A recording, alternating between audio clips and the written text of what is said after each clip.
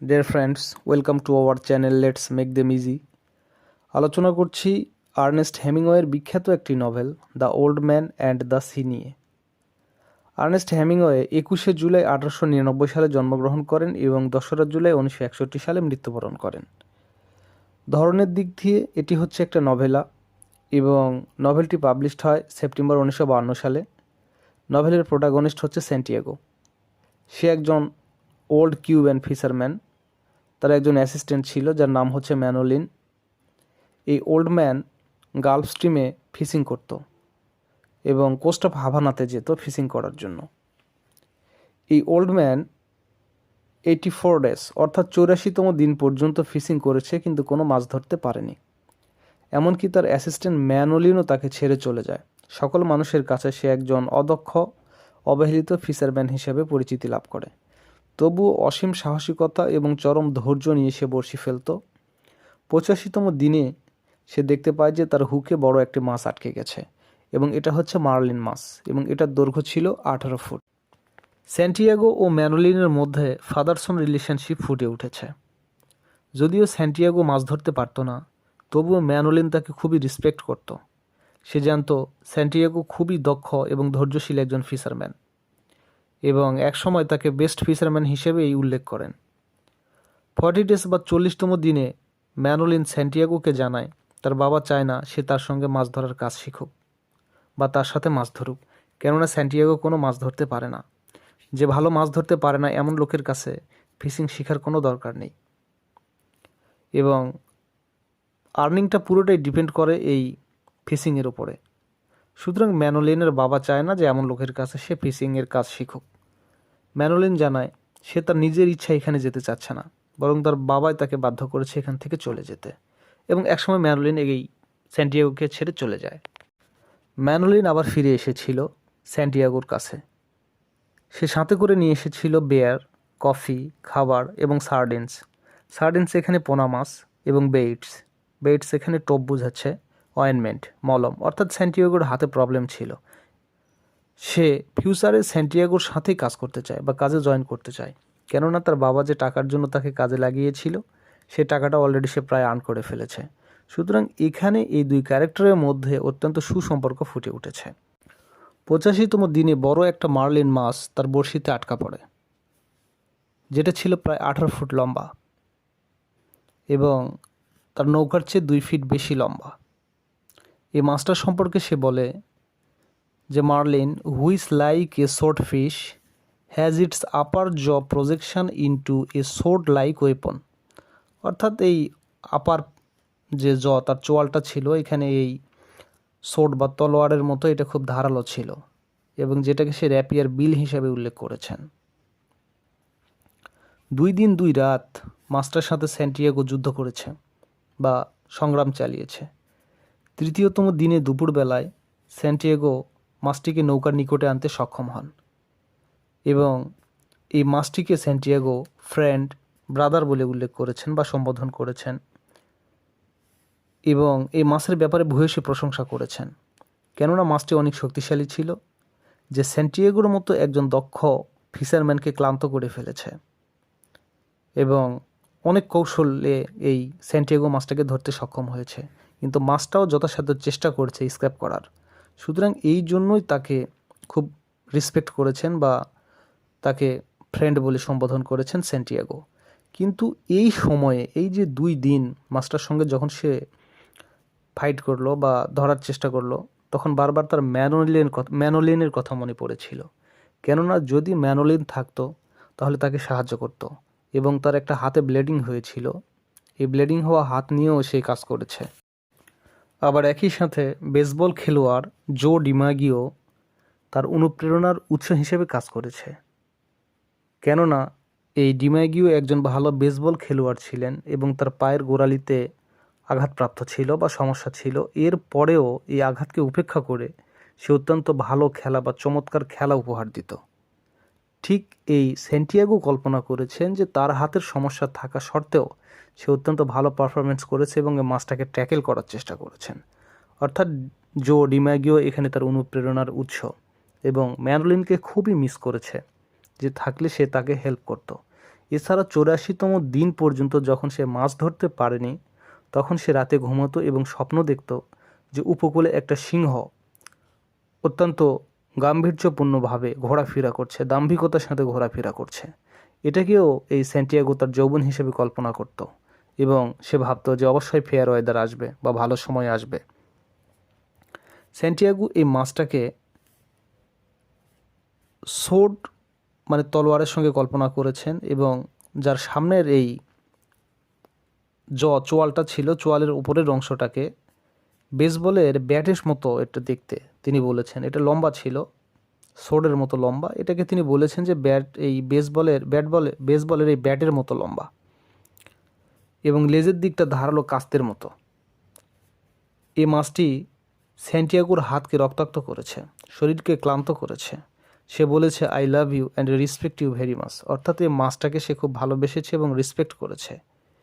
এবং মাছটিকে যখন সে কাছে নিয়ে আসে, হারপুন দিয়ে আঘাত করে মাছটাকে সে হত্যা করে। এরপর দেখতে পায় যে ম্যাকো শার্ক এই মার্লিনের পিছনে ছুটে আসছে, অর্থাৎ যখন এই মার্লিন মাছটাকে সে হত্যা করেছে তখন ব্লিডিং হয়েছে, আর সাগরে যখনই ব্লিডিং হয় তখন এই শার্করা এর পিছনে ছুটে আসে এবং ম্যাকো শার্ককে সে হত্যা করে হারপুন দিয়ে। আনফর্চুনেটলি এই ম্যাকো শার্ক হারপুনটা সাথে করে নিয়ে যায়। পরবর্তীতে দেখতে পায় যে আরও শার্ক ছুটে আসছে। তখন স্যান্টিয়াগো তার যে চাকুটা ছিল, নাইফ, এটাকে একটা লাঠির সাথে বেঁধে পরে হিট করে এবং এটা জলে পড়ে যায় এবং দেখতে পায় যে অসংখ্য এই শার্কগুলো তাকে ফলো করছে এবং ছুটে আসছে। এরপরেও স্যান্টিয়াগো দমে যায়নি, সে অসীম সাহসিকতার সঙ্গে কিছু উক্তি করেছে যে but man is not made for defeat, man can be destroyed but not defeat. কথাগুলো এইরকম, man is not made for defeat, মানুষ পরাজয় বরণ করার জন্য জন্মায়নি বা তৈরি হয়নি। ম্যান ক্যান বি ডিস্ট্রয়েড, মানুষ ধ্বংস হয়ে যেতে পারে, বাট নট ডিফিটেড, পরাজিত হবে না। অর্থাৎ এই কথাগুলোর মধ্য দিয়ে এই শার্কদের প্রতি চরম হিংস্রতার প্রকাশ পেয়েছে এবং এই স্যান্টিয়াগো যে অসীম সাহসিকতার সঙ্গে আরও যুদ্ধ করতে সক্ষম এটা তিনি বুঝিয়েছেন। তার মধ্যে কোনো ঘাটতি নেই, অনুপ্রেরণার কোনো ঘাটতি নেই, সাহসের কোনো ঘাটতি নেই। এরপর স্যান্টিয়াগো ভেবেছে যে সে মাছগুলোকে হত্যা করেছে বা হত্যা করছে, এগুলো কি ঠিক হচ্ছে, এগুলো কি তার পাপ হচ্ছে না? কিন্তু একটু পরেই সে চিন্তা করে ভেবে বলে যে সে একজন ফিশারম্যান, তার জন্মই হয়েছে মাছ শিকারের জন্য। এরপর দেখলো যে ঝাঁকে ঝাঁকে শার্ক এসে তার মার্লিন মাছকে খাওয়া শুরু করে দিয়েছে। যখন সে তীরে পৌঁছালো, স্যান্টিয়াগো দেখতে পেল যে পুরো মাছটাকেই এই শার্করা খেয়ে ফেলেছে, অবশিষ্ট রেখেছে শুধু স্কেলেটন বা এই কঙ্কালটা। এখানে এই বড় স্কেলেটন হলো স্যান্টিয়াগোর অ্যাচিভমেন্ট। স্যান্টিয়াগো তীরে ফিরে এসে এই স্কেলেটনটাকে রেখে দেয় এবং অত্যন্ত মন খারাপ করে সে রাতের ঘুমের জন্য চলে যায়। কেননা 2 দিন 2 রাত সংগ্রামের ফলে সে যে মার্লিন মাছটাকে ধরেছিল, তীরে আসার পরে শুধু তার স্কেলেটন ছাড়া আর কিছুই সে পায়নি এবং সে অত্যন্ত মন খারাপ করে চলে যায়। পরের দিন সকালে যখন তীরে ফিরে আসে, ম্যানোলিন চলে আসে এটাকে দেখার জন্য এবং স্যান্টিয়াগোর ফিশারম্যানরাও ঠিক চলে আসে। প্রথমত অনেকে এখানে আইডেন্টিফাই করতে পারেনি যে এটা কিসের স্কেলেটন। পরবর্তীতে তারা শনাক্ত করতে পারে যে এটা মার্লিন মাছের স্কেলেটন এবং স্যান্টিয়াগো সেখানে চলে আসে এবং এটা স্যান্টিয়াগো ধরেছে। তখন মানুষরা কল্পনা করতে থাকে যে এত বড় মার্লিন মাছ তারা কখনোই দেখেনি। স্যান্টিয়াগো কত গভীর সাগরে গিয়েছিল এবং অসীম সাহসিকতার সাথে এই মাছটাকে সে ধরে নিয়ে এসেছে এবং স্যান্টিয়াগোর অনেক প্রশংসা করে মানুষ। যদিও সে ভালো মাছ কিছু সময়ের জন্য ধরতে পারেনি, তাই মানুষ তার বিরুদ্ধে বলেছিল, তাকে নিয়ে হাসাহাসি করেছিল, কিন্তু প্রত্যেকে জানতো যে স্যান্টিয়াগো একজন ভালো মানের দক্ষ ফিশারম্যান এবং শেষ পর্যন্ত সেটা প্রমাণ করে দিয়েছে স্যান্টিয়াগো। নভেলের এই শেষের দিকে সবাই স্যান্টিয়াগোকে খুবই রেসপেক্ট করতে শুরু করে, তার প্রশংসা করে এবং ম্যানোলিনো তাকে স্যান্টিয়াগোকে অনেক ধন্যবাদ দেয় যে এত বড় একটা মাছ ধরার জন্য। আলোচ্য নভেল অ্যানালাইসিস করলে বোঝা যায় যে স্যান্টিয়াগো হচ্ছে একজন ট্র্যাজিক হিরো। যদিও সে একজন দক্ষ ফিশারম্যান, তবুও 84তম দিন পর্যন্ত সে কোনো মাছ ধরতে পারেনি। কিন্তু তারপরে যখন একটা বড় মাছ ধরেছে, এর স্কেলেটন ছাড়া সে আর কিছুই পায়নি। এটাই হচ্ছে স্যান্টিয়াগোর অ্যাচিভমেন্ট। এটা ক্লাসিক্যাল ট্র্যাজেডির মতো, যেখানে কারেজ রয়েছে, এন্ডিউরেন্স রয়েছে, প্রাইড রয়েছে, হিউমিলিটি রয়েছে এবং ডেথ রয়েছে। তো আলোচ্য উপন্যাসে আমরা সবগুলোই দেখতে পেয়েছি ঠিকঠাক রয়েছে। এবং এই নভেলের দুইটি লেভেল রয়েছে, যথা স্টোরি লেভেল এবং সিম্বলিক লেভেল। নভেলের আগের যে গল্প বা যে কথাগুলো আমরা শুনলাম এটা হচ্ছে স্টোরি, এটা হচ্ছে স্টোরি লেভেল। এর পরেরটা হচ্ছে সিম্বলিক লেভেল। তো আমরা সিম্বলিক লেভেল নিয়ে এখন আলোচনা করব। Religion symbols. স্যান্টিয়াগো একজন দক্ষ ফিশারম্যান ছিলেন এবং সে ম্যানোলিনকে শিখিয়েছিল কিভাবে মাছ ধরতে হয় এবং সাগরে জীবনযাপন করতে হয়। এবং সেই যে মাছটা ধরেছিল মার্লিন মাছ, এই মাছটাকে তার বুকে হারপুন দিয়ে আঘাত করে হত্যা করেছিল।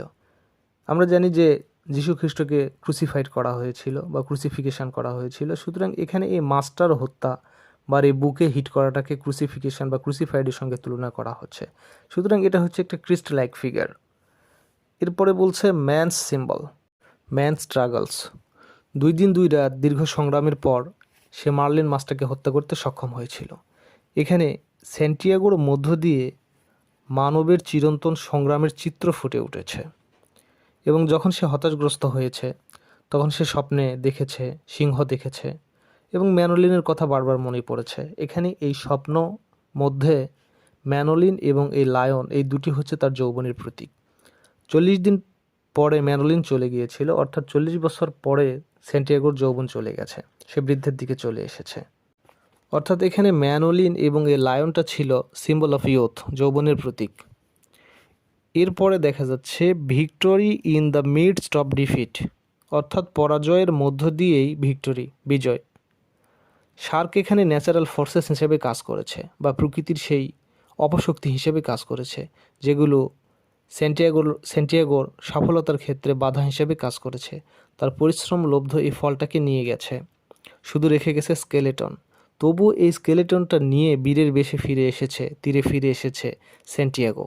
সুতরাং এখানে ভিক্টোরি বুঝাচ্ছে স্যান্টিয়াগোর। তো আলোচ্য নভেলকে অ্যানালাইসিস করলে 3টি থিমস দেখা যায়। একটা হচ্ছে দ্য ক্রিশ্চিয়ান, 2 নম্বরে কোড হিরো এবং 3 নম্বরে হচ্ছে নেচার্স। তো এটাই ছিল আলোচ্য নভেলের মূল বিষয়বস্তু। আশা করি বুঝতে পেরেছেন। ধন্যবাদ সবাইকে সাথে থাকার জন্য।